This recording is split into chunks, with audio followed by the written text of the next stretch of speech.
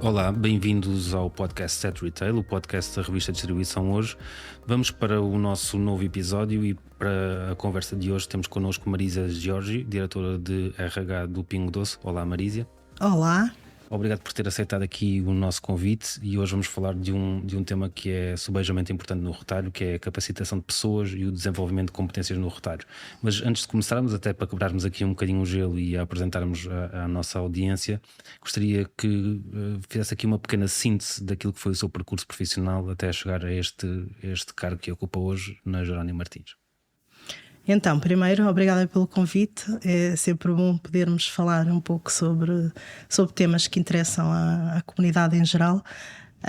Então, basicamente, eu trabalhei durante 30 anos no setor da energia. Passei por algumas áreas que tiveram que ver com a área comercial. Tive 10 anos nas áreas comerciais. Depois tive a oportunidade de trabalhar numa área de inovação e transformação. Coincidiu com uma fusão que aconteceu no setor de 4 empresas de energia.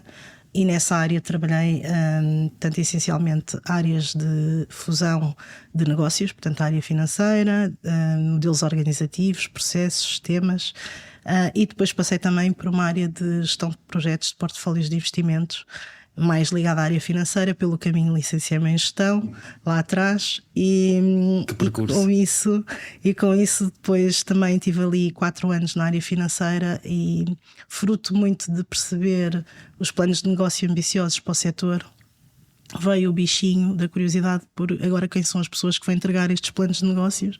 E então tive a oportunidade de abraçar o desafio no RH e foi desde aí que nos últimos 12 anos tenho trabalhado nas áreas de RH e apaixonei-me verdadeiramente por esta área. Grosso modo o percurso é este. Estava eu no setor da energia quando me desafiaram para vir para a Jerónimo Martins e cá estou a trabalhar num setor totalmente diferente, um setor muito rápido, com uma velocidade muito grande. Mas estou a adorar, é um outro setor, uma outra área e portanto tem outros desafios. Marisa, não resisto aqui a perguntar-lhe, aqui já com um percurso extenso e se pudesse voltar atrás no tempo, ainda não inventámos as viagens no tempo, mas mudaria aqui algum aspecto do seu percurso? Daria aqui algum salto mais rápido ou optaria, por exemplo, por começar por recursos humanos logo no início? É assim, a área dos recursos humanos para mim não foi óbvia, porque uma pessoa de gestão normalmente olha para outras áreas e os recursos humanos é sempre aquela área mais de suporte e não são as mais atrativas num curso de gestão, tipicamente. Portanto, olhando para trás, acho que não, porque eu gostei muito de fazer estas várias funções e a verdade é que parecia que cada nova função eu trazia uma bagagem diferente e uma perspectiva diferente e portanto, mesmo tanto 30 anos no setor da energia, eu senti que trabalhei em empresas diferentes. Claro. Porque exerci funções diferentes e portanto a ótica do negócio tinha outras perspectivas. Uma coisa que, olhando para trás, poderia repensar era se calhar teria ido para os recursos humanos mais cedo, porque depois ver o negócio através das pessoas é conhecer o negócio na sua essência, porque a verdade é que nós podemos entregar os resultados que entregamos e as companhias esforçam-se todas por maximizar o seu resultado, mas depois são as pessoas que entregam todos os dias esses resultados. Sim. E portanto há aqui um quê de essência única que talvez tivesse descoberto um pouco antes. Então esse bichinho das pessoas agora já é uma coisa que não abdica. Agora é uma coisa que não abdica, não quer dizer que não possa vir a fazer funções diferentes. Claro. Mas esta perspectiva das pessoas de facto é uma coisa apaixonante, é verdade. Boa. E agora também aqui despindo um bocadinho aquilo que é a sua farda corporativa, quem é Marisa Giorgi quando não está neste papel de gestora de recursos humanos, de trabalhadora das áreas de energia? Ou de retalho agora? Ou de retalho, sim. Então, assim, essa é uma pergunta difícil. Quem sou eu? Sou uma pessoa que gosta. Tenho um filho já crescido, com 28 anos, que trabalha fora, estuda fora e portanto é todo um desafio. Gosto imenso de ler. Gosto de fazer uma coisa nos tempos livres que é cada vez menos tempo livre, mas gosto muito de estudar genética, não tem nada a ver. Nada a ver. Gosto de estar com os amigos, gosto imenso de viajar. Aliás, sempre que posso vou viajar, porque acho que é uma forma de vermos coisas diferentes, culturas diferentes, de descansar e sossegar a mente, e encontrar outros espaços, outras experiências. Gosto imenso de viajar. E pronto, e sou aquela pessoa que os meus amigos podem sempre contar, porque estou lá para o que der e vier. Eu não sabia dessa parte do filho e não vou deixar passar em claro, mas num país que tem salários baixos, como já todos temos visto, que tem poucas oportunidades para os jovens que têm imigrado crescentemente, sendo aqui responsável de uma área tão importante como os recursos humanos numa empresa com a dimensão da Jerónimo Martins, como é que olha para toda esta problemática, esta conjuntura que estamos a viver e que empurra os nossos jovens para fora do nosso país? Essa eu diria que é uma questão central na sustentabilidade do nosso país. E sinceramente, eu acho que os nossos governantes deviam estar mais atentos a este aspecto, porque é um tema que vai muito para além de olharmos para os jovens. É um tema de sustentabilidade da demografia do nosso país. Porque claramente, quando nós vemos que nos últimos 5 anos saem 200 mil jovens do país, quer dizer, é um número demasiado grande para ficarmos indiferentes. E portanto, o que eu percebo é que nós temos aliás, há uma expressão, eu nem queria dizer isto em inglês, mas eu vou ter que dizer que é o brain drain, não é? Que é cada vez mais a fuga de cérebros. E nós o que vemos é que temos uma escola e uma formação académica muito forte, e depois exportamos mais do que deveríamos, e a população está a envelhecer, o que significa que Portugal é um país que tende a ter mais pessoas mais velhas, não é? E os jovens tendem a abraçar outros desafios. Portanto, é urgente que os nossos governantes pensem nisto seriamente e que impeçam, ou pelo menos que criem as condições necessárias para que eles fiquem no país. Portanto, para mim é uma preocupação. Aqui só desafios, Marísia, mas obviamente estamos a falar do papel do governo e qual é o papel das empresas também na captação destes talentos e na retenção destes talentos depois no país, porque obviamente temos empresas já com alguma dimensão, não temos empresas gigantes como vemos noutros países um pouco mais desenvolvidos, mas já temos empresas com alguma dimensão. Qual é também o papel do tecido empresarial na fixação destes talentos? Eu acho que o tecido empresarial está a fazer o seu papel, através de criação de programas de trainees, de incentivar a que estes jovens que tenham experiências, riqueza de experiências dentro dos grupos económicos em Portugal, por forma a retê-los. A questão aqui é que nós não conseguimos chegar a um ponto em que a pressão dos impostos é tão grande que eles não conseguem ter uma perspectiva de querer comprar uma casa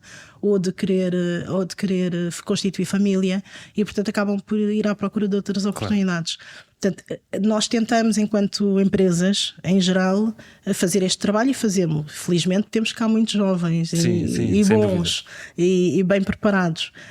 Mas é mesmo um equilíbrio mesmo muito difícil, porque em algumas matérias não conseguimos competir com incentivos, digamos assim, à retenção de jovens nos países. Fugimos aqui um bocadinho do nosso roteiro e o roteiro daquilo que é o Pingo Doce e Jerónimo Martins, mas foi-me deixando as deixas, eu fui apanhando. Foi aproveitando. E isso acho que são questões importantes e que também interessam ao conjunto da nossa audiência e não só, muito para lá da nossa audiência. E são questões estruturantes. Quando nós temos uma pessoa como a Marísia aqui também, acho que é importante termos aqui a sua visão também. Mas é hoje responsável de uma das insígnias maiores de Portugal. É responsável pelo Departamento de Recursos Humanos. Quais foram os desafios que a fizeram optar por passar aqui do setor de energia, onde também já trazia uma grande bagagem e uma grande experiência, para a Jerónimo Martins, salvo erro, em 2021? Em 2021, é isso. Em plena pandemia. Em plena pandemia. De facto, exato. Pandemia. Risco, não? A pandemia trouxe várias coisas e neste caso trouxe um desafio. O que é que eu diria? Os grandes desafios, para já desde logo, estamos a comparar setores completamente antagónicos em termos de ritmo de negócio. O setor da energia é um setor que vive muito de planeamento e de investimentos de longo prazo. O setor do retalho é um setor que aquilo que se faz hoje vê-se o resultado amanhã. Sim. E portanto a velocidade dos negócios é completamente diferente. No retalho, o que é que eu encontrei? Que grandes desafios é que eu encontrei? Encontro um tecido empresarial sólido, mas encontro um universo enorme de colaboradores. São 32 mil colaboradores no retalho, dos mais variados segmentos e níveis, não é? É um tecido gigante, é uma massa, é uma workforce, não é? Uma massa de trabalho muito grande. E, portanto, há aqui grandes desafios. Há um desafio de um setor que tem tipicamente uma rotação elevada. Não é? Há um desafio de termos a necessidade de ter as pessoas certas nos lugares certos, porque as lojas precisam de abrir naquele dia, àquela hora, e as coisas têm que funcionar, porque o cliente não vai entender se não tiver as pessoas a prestarem o seu serviço, vai para outra loja, não é? E, portanto, há aqui uma diferença entre a população que temos e o tempo que temos para prestar o melhor serviço ao cliente. Isto é um negócio enorme de volumes, não é? Porque nós trabalhamos muito na cadeia de valor para garantir que o cliente tem aquilo que necessita no tempo que ele quer. E, portanto, há aqui um jogo muito, muito interessante, mas também com muitos desafios. E obviamente estamos a falar das pessoas que estão na loja, mas obviamente a montante há um conjunto, uma cadeia, uma estrutura gigante que muitas vezes que é ignorada, mas que também tem aqui o seu peso. Mas falamos de um retalhista alimentar, Pingo Doce, que é seguramente um dos maiores de Portugal. Não vou dizer o maior de Portugal para depois não gerar aqui nenhuma questão para mim, mas presente em todas as regiões do país, com diferentes tipos de consumidores, uns mais classe alta, outros mais classe média baixa, com diferentes tipos de colaboradores também. Que radiografia podemos fazer a esta força de trabalho do Pingo Doce? E nós estamos só a falar das lojas, estamos também a falar aqui de um conjunto mais alargado de pessoas. É assim, a primeira coisa que nós sabemos e é óbvio é que a equipa que trabalha retalho em Pingo Doce é muito competente. E isso é inquestionável. E em toda a sua cadeia de valor. E, portanto, nós temos managers, não é? Temos pessoas que lideram equipas, temos que vai desde da logística, não é? Do supply, passando pela logística, passando pela comercial, passando pela área financeira, pelos recursos humanos. E, portanto, há toda uma estrutura que trabalha, no fundo, para as operações. E depois há esta grande área de operações, que é aquela que tem cerca de 26 mil colaboradores, não é? Que é toda a área que leva o produto ao cliente, e aí estamos a falar das lojas. E, portanto, temos desafios diferentes, não é? Temos desafios que em determinadas áreas de suporte estamos a concorrer com diferentes players no mercado, independentemente do setor.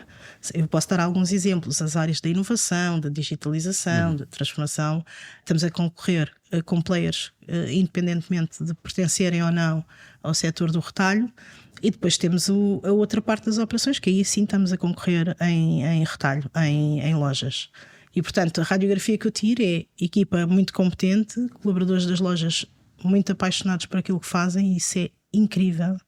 Eu penso que talvez seja o segredo do negócio do retalho, é que as pessoas realmente tratam as lojas como se as lojas fossem delas, e tratam os clientes como se fossem visitar as suas casas. Sim. E isso é notório em qualquer loja. A forma como as pessoas se presenteiam e posicionam aquela loja é como se estivessem a abrir as portas da sua casa. E, portanto, dificuldades que tenham são ultrapassadas pelo gosto de abrir uma loja, fazer o resultado, e o resultado é o resultado do dia. Se eu não fiz o resultado do dia, amanhã vai ser um dia melhor. E, portanto, esta máquina rola muito nesta dinâmica. E estas áreas depois de suporte têm muitos perfis diferenciados, altamente qualificados, e, portanto, também têm os desafios da retenção, da atração, da competição, não é? Face ao mercado. Claro. E, portanto, tem estes dois grandes desafios. Vou lançar aqui outra questão que também não estava aqui no nosso roteiro, mas olhando para o Pingo Doce hoje, que já está cá dentro, e olhando para ele quando ainda não fazia parte da Jerónimo Martins, tem uma imagem diferente daquilo que é a força humana e aquilo que é o trabalho no retalho. Já falámos aqui das velocidades, já falámos aqui também das dificuldades, mas tenho, porque eu era cliente, não é? Tenho uma visão muito também diferente. Também não podia dizer outra coisa, não é? Não, mas era mesmo. Ok. A verdade é essa. Mas tenho uma visão muito diferente, porque principalmente não conhecendo o setor do retalho, não é, profundamente lá atrás, e agora também estou a conhecer mais profundamente a cada dia, mas verdadeiramente é diferente. Uma perspectiva é eu ser o cliente da loja, não é? E outra coisa é eu perceber o que é que está para além daquilo que é óbvio que estamos a ver. E é imenso. As coisas parece que acontecem por magia, não é? Eu chegar ao supermercado e fazer um cabaz de compras para levar para casa e depois de repente perceber que há uma máquina toda montada por trás onde existem categorias, são geridas por gestores de categorias que só olham para aquela categoria, onde existem, e portanto para chegar aquele produto ali há não sei quantas pessoas a trabalhar atrás do palco. E isso é uma perspectiva muito diferente. É verdade, nós como clientes só olhamos para a prateleira cheia ou vazia. Se está vazia ficamos chateados, se está cheia está tudo bem, mas há aqui muito trabalho por trás. Sim, e até acho que quando se percebe isso passa-se a ter um respeito enorme pelas pessoas que trabalham nestas lojas. E eu acho que isso aconteceu na pandemia, quando toda a gente tinha aquele medo de prateleira vazia, como víamos lá fora, e nós aqui nunca sofremos desses constrangimentos. Mas é um bom ponto esse da pandemia, porque eu acho, e isso aconteceu, e nós tivemos que trabalhar isso posteriormente. Efetivamente, na pandemia, nós todos tivemos muito medo. Todos nós. Sim. Não sabíamos o que é que ia acontecer, nem sabíamos a gravidade da situação e muito menos se iríamos estar aqui para contar a história depois. E tivemos muito medo. E o que aconteceu foi que o setor do retalho, a par do setor da saúde, foram aqueles que estiveram mais expostos ao risco desde o primeiro dia. E isso causou muito stress nas equipas, que tivemos que trabalhar a seguir. Uma coisa é reagir no momento da adrenalina, outra coisa é depois... Quando a adrenalina já se foi embora.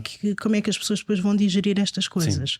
Porque pelo meio também são pessoas, não é? E perderam familiares, claro. E tiveram medo de contagiar os seus pais, os seus avós, os seus filhos. E portanto este stress, digamos assim, desta pandemia, tivemos que trabalhá-la muito com programas de apoio psicológico. Agora parece que já passou muito tempo e que aquilo está lá longe, não é? Mas a saúde mental ganhou uma grande visibilidade e uma grande agenda, ponto de destaque nas agendas estratégicas de recursos humanos, muito fruto disto. E mantém esse apoio? Sim, agora continuamos, não é?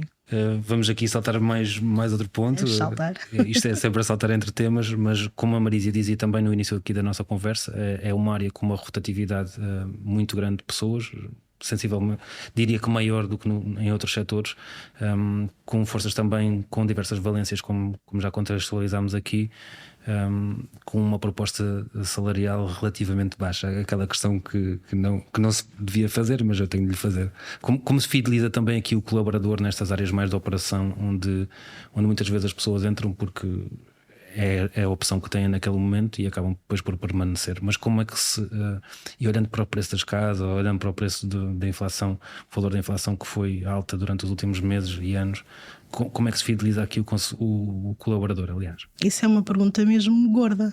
Dá para muitas coisas.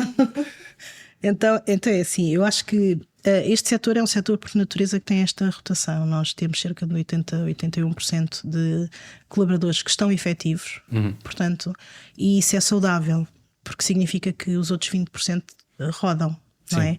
Mas só que a questão que se coloca aqui é que muitas das vezes nós temos jovens que querem trabalhar connosco, part-times, porque estão a estudar e querem completar ou pagar propinas ou juntar dinheiro para tirar a carta. Temos muitos jovens que nos procuram para estas fases das suas vidas e portanto dá aqui uma flexibilidade.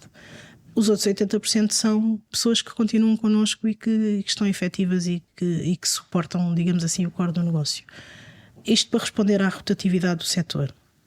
Portanto, não sentimos que a rotação do setor nos esteja a prejudicar no desempenho ou que esteja a destabilizar a força de trabalho de todo.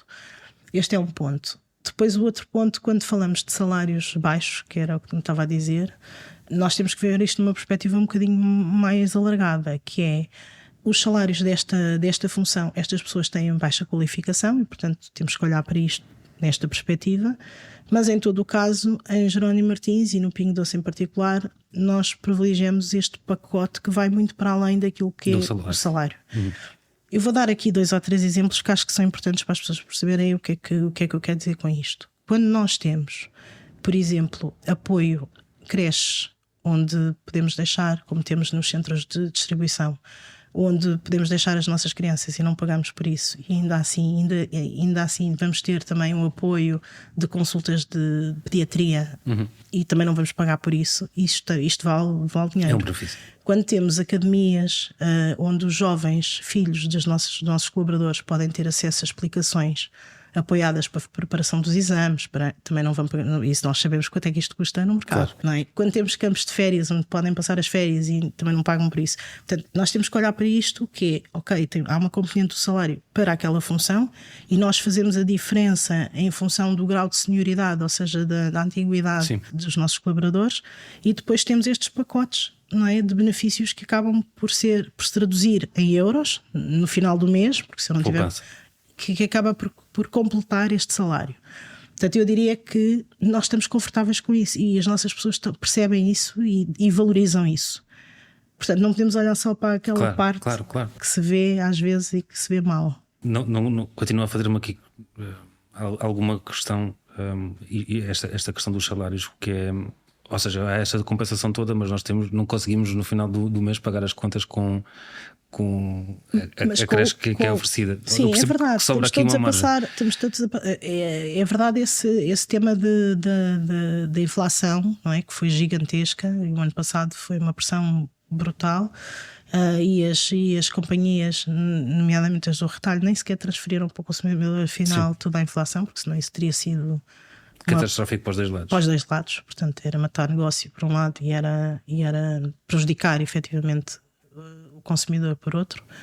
Quando falamos desta pressão das taxas de juro, quer dizer, estamos a falar de uns níveis que já é sustentável, não é? Sim. Quer dizer, mas é algo que não se consegue. A minha questão aqui não era tanto sobre a perspectiva empresarial, ou seja, eu percebo toda esta conjuntura e que as empresas fazem o esforço maior que podem também para ter os colaboradores com um nível de vida aceitável. Claro. Mas sendo que há aqui também trabalho a fazer, e o governo, que agora cessou funções, já vinha a fazer esse trabalho de aumento do salário mínimo nacional, é necessário reforçar também esse trabalho. Nós em Pingo Doce pagamos acima do salário mínimo, portanto não estamos à espera que o governo faça a sua parte para fazermos a nossa. Mas efetivamente é uma estratégia, não é? Uma estratégia do governo. Mas sobre isso não me vou pronunciar. Claro. Vamos aqui saltar para um mesmo eixo, aqui paralelo, que é também a função do colaborador na retenção do colaborador. A Marisa dizia-me que as lojas são uma espécie de uma casa que o colaborador abre para o consumidor poder fazer as suas compras. Qual é o papel que aqui também a vossa força de trabalho tem nesta fidelização para que o cliente continue a voltar às lojas Pingo Doce? Qual é a sua visão? É super importante. Porque nós não gostamos de ser mal atendidos, não é? Ninguém. Não há nenhum. Vamos a um restaurante, somos mal atendidos, não voltamos. Vamos a uma loja, somos mal atendidos, não voltamos. Portanto, o colaborador é o rosto da companhia e da loja. Portanto, nós fazemos muita formação a nível do atendimento e do saber-estar. Percebemos também que, para além da formação técnica, esta parte da formação comportamental é super importante, é mesmo importante, e trabalhamos muito neste eixo. E, portanto, tudo o que o colaborador faz enquanto colaborador da loja é a própria marca que está a ser entregue ao nosso cliente final. E, portanto, é muito importante que ele tenha os comportamentos e os valores adequados. E nós trabalhamos muito os comportamentos associados aos valores de Jerónimo Martins. E que são 3. Que é: contamos uns com os outros, fazemos o que é correto e levamos a fasquia. Portanto, se o nosso colaborador veste a camisola e trabalha com estes valores, ele vai transmitir ao nosso cliente final uma vontade de voltar lá. É simples, é simples, mas é difícil de fazer acontecer. E funciona. Mas funciona, porque são pessoas que acabam por estar alinhadas com os valores e, portanto, são os embaixadores, no fundo, da insígnia. E temos também aqui, esta também não estava no nosso roteiro. Aqui são perguntas que não estão no roteiro. São perguntas fora do roteiro, mas eu acho muito curioso que agora vimos aqui uma entrada de tecnologia também naquilo que é o processo de loja, gerando aqui alguma frieza naquilo que era o atendimento normal que nós estávamos habituados. E há muitos players lá fora que vão voltando atrás aqui, dando um passo atrás com as lojas autónomas, onde não temos ali quase contacto humano com ninguém. Qual é a sua visão também aqui, e trabalhando nesta área de retalho e recursos humanos, qual é a sua visão também sobre esta faceta humana do retalho, e qual é o papel da tecnologia também aqui no processo de venda? É assim, a tecnologia entra todos os dias nas nossas casas e nas nossas vidas, e é algo que temos que abraçar e não renegar. Mas agora, há que haver um equilíbrio. Há um equilíbrio, tem que haver, e nós temos esse equilíbrio. Temos tecnologia nas lojas e cada vez estamos a trazer mais digitalização para dentro das lojas. E as nossas pessoas estão a abraçar essa tecnologia, essa digitalização com... Muitas das vezes subestimamos a forma como as pessoas vão utilizar estas ferramentas, e elas são perfeitamente autónomas no exercício ou no lidar com estas tecnologias e estas ferramentas. E nesta parte, o que nós temos que perceber também é que, no fim, o cliente vai querer interagir com a pessoa. Portanto, nós temos é que balancear, e temos feito isso. Por exemplo, entra numa das nossas lojas e vê a zona do self-checkout. Mas continuamos a ter as pessoas na caixa. E, portanto, tem que haver um balanceamento. Temos o cliente que quer rapidamente comprar 2 ou 3 coisas e sair, porque tem a sua agenda, não é? E temos aquele cliente que quer perceber e quer ter a certeza que está a levar o produto e que quer fazer mais uma pergunta. E, portanto, vamos ter sempre estas... Nunca vamos ter uma loja totalmente tecnológica, apesar de termos... E digital, totalmente. Apesar de termos 2 lojas que são lab stores, onde testamos tecnologia. Temos uma na Nova e temos agora no Técnico. Eu ainda só conheço a do Técnico e é realmente diferente. E é ali que nós testamos e que vamos vendo e encontrando o equilíbrio para depois podermos ir introduzindo essa tecnologia sem se causar a disrupção, porque não vamos tirar as pessoas, porque as pessoas depois são aquelas que na interação vão fazer a diferença. Eu penso sempre na minha avó entrar nessa loja e a querer fazer uma compra mais básica e não conseguir sair dali. Mas pronto, era só aqui um pormenor, porque eu acho que é importante também falarmos destas questões. Bem. Vamos aqui voltar ao tema-chave que também motivou aqui o convite que nós fizemos à Marisa, que é a capacitação de pessoas. Estamos a falar de um setor de mercado com uma velocidade estonteante, onde as alterações surgem quase de um dia para o outro. Num setor que nunca para, como é que se arranja tempo para a formação e a capacitação de pessoas? Esse eu diria que é um aspecto mais bem trabalhado, ou muito bem trabalhado em Jerónimo Martins há muito tempo. A Jerónimo Martins e o Pingo Doce em particular têm muito esta noção da educação, portanto do desenvolvimento das pessoas, da sociedade em geral. E o nosso contributo é pelas nossas pessoas. Eu dou 2 ou 3 exemplos. Em Jerónimo Martins nós fazemos a formação e a capacitação de pessoas que queiram fazer o 9º ano ou o 12º ano, ou que queiram prosseguir os seus estudos. E elas podem fazer estes processos de certificação e qualificação sem serem ao horário pós-laboral. Portanto, é assumido que aquela pessoa quer concluir o 9º ano, então vai fazer dentro do horário laboral. Claro que depois tem que balancear com a atividade que tem na loja, mas existem centros com os quais nós temos parcerias e eles vão fazendo e vão conseguindo fazer esta... E tem adesão? Tem adesão. Depois temos, isto é uma forma, não é, de estudar, de ajudar à qualificação. Depois também apoiamos, temos uma licenciatura que é nossa, que está certificada pelo Ministério da Educação, que é a licenciatura em Gestão de Retalho. E portanto temos pessoas que vão fazendo os seus percursos e que depois podem fazer esta licenciatura em parceria, por exemplo, com a Católica. E depois temos muita formação dada internamente, seja por formadores internos, seja por parcerias com formadores externos. E incide-se em 3 eixos: a escola de negócio, temos a escola de formação, a escola de negócio e depois a escola de liderança. E depois ainda temos aqui uma escola que é de especialização de técnica, por exemplo, em tudo o que são possíveis. E portanto isto está na ordem do dia. Se eu partilhar convosco, nós o ano passado demos formação a 5.700 pessoas num contexto específico de transformação de negócio, é brutal. Continuo com a minha questão: como é que se arranja tempo para balancear estas 2 coisas? Penaliza-se a operação ou o equilíbrio é achado neste longo termo Não, o equilíbrio é achado, não se penaliza, quer dizer, a pessoa tem que ter horas para formação e portanto já sabe que se aquela pessoa vai para a formação, outra pessoa tem que fazer aquelas horas.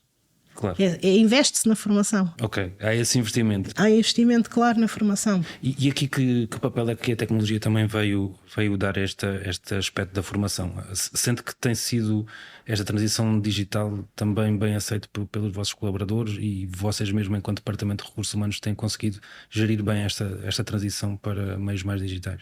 Sim, as pessoas, quer dizer, se aqui há alguns anos nós tínhamos alguma dificuldade de ver alguém na loja a mandar uns SMS, não é? Hoje as pessoas aprenderam e atenção que a pandemia veio dar um salto digital grande na forma Sim. como interagimos.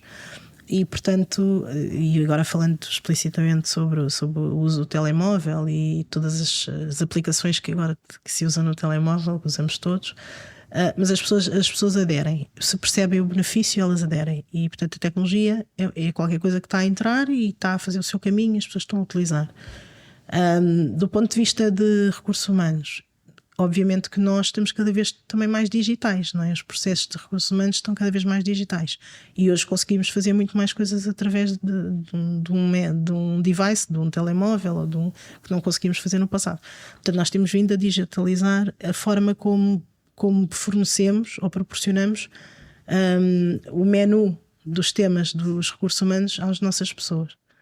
Temos vindo a fazer esse caminho. E isto permite também uma diversificação maior dos conteúdos que são partilhados, porque a pessoa depois, eu acho que também já sei isto da vosso método de trabalho, podem fazer muitas das formações no seu tempo próprio sem estarem obrigadas a fazer. Temos uma plataforma de e-learning onde muitos dos conteúdos, até alguns preparatórios para depois a formação on job, aparecem. Portanto, utilizam e podem usar através do telemóvel, podem usar através de um tablet em loja, podem usar através de um computador. Portanto, têm vários formatos de utilização e têm vários módulos que vão seguindo e que vão fazendo os seus percursos formativos. E depois como é que se faz a avaliação desses processos formativos?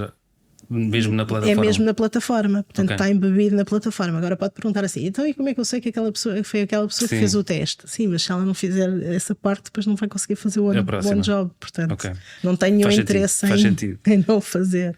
Vamos falar aqui estamos aqui já a chegar ao final da nossa conversa e vamos falar aqui também de temas que entraram na ordem do dia, vamos dizer mais recentemente, que é a inclusão e diversificação das forças de trabalho. Como é que isto impacta também naquilo que é a operação do Pingo Doce, sendo que tem uma força de trabalho inclusiva, diversificada, e como é que também impacta no desenvolvimento de competências dos vossos colaboradores? Então é assim, Pingo Doce foi distinguida este ano como marca empregadora inclusiva e efetivamente temos feito um trabalho nos últimos anos muito grande para este reconhecimento, mas mais do que para este reconhecimento pela comunidade em geral.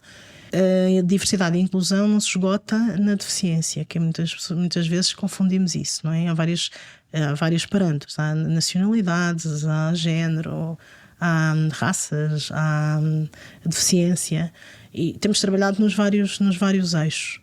Hoje nós temos uma força mesmo diversa, temos várias nacionalidades, temos 77 nacionalidades a trabalhar connosco.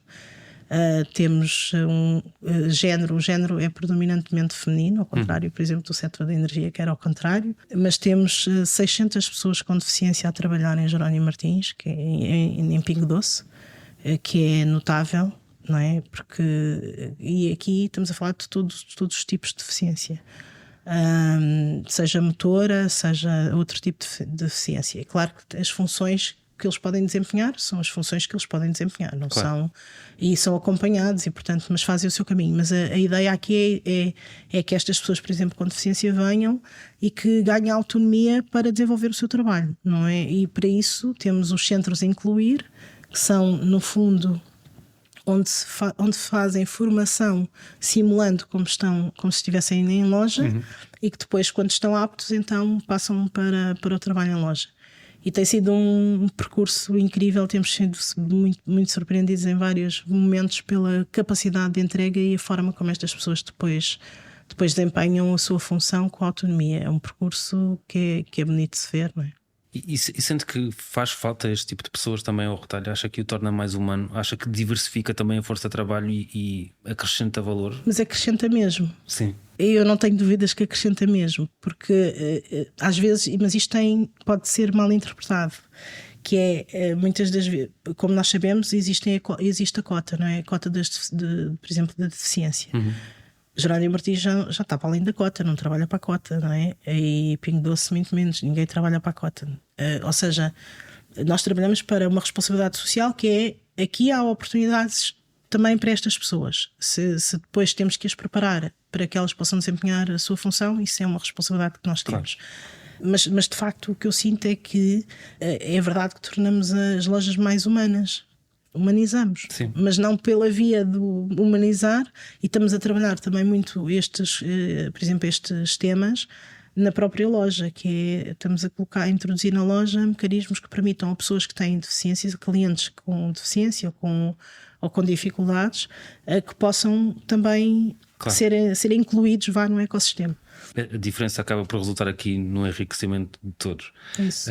Marisa, mesmo para fecharmos, já temos aqui uma longa conversa, mas se voltarmos a repetir este episódio daqui a 10 ou 20 anos, que legado gostaria de ter deixado no Pingo Doce?